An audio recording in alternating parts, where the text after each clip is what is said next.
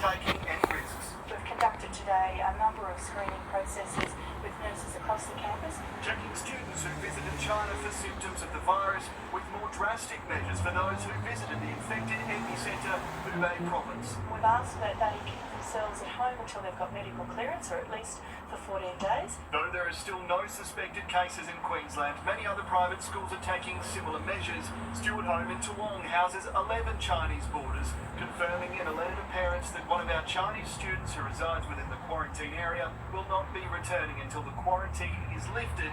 Our returning students will be isolated to their own floor of the boarding house for 14 days.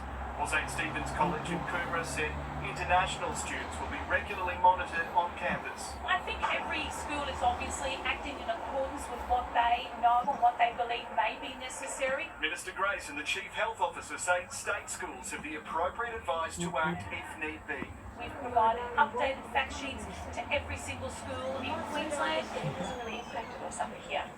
Not like Dunsale. Yeah, that's certainly not something that's weighing on my mind at the moment. We need everyone to be vigilant. We need to look out for signs and symptoms.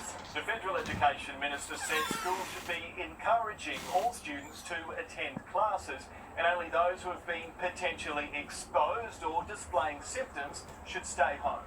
But in New South Wales, the state government buckled to pressure, asking any child who's recently returned from China, whether sick or not, to stay home. Many in the community have been wanting to see this, and I think it's important that we are taking this as a precautionary measure. A move not yet deemed necessary in Queensland.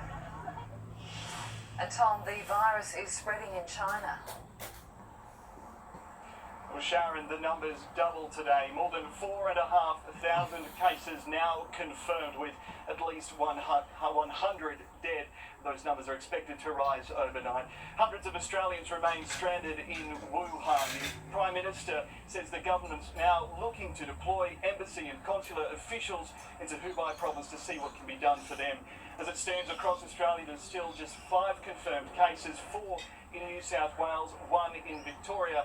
Here in Queensland today, 6 Queenslanders were tested for the virus, but they've since been cleared, and those stringent checks are expected to continue here and right across the country from tomorrow. Tom Harvey reporting. A mother and grandmother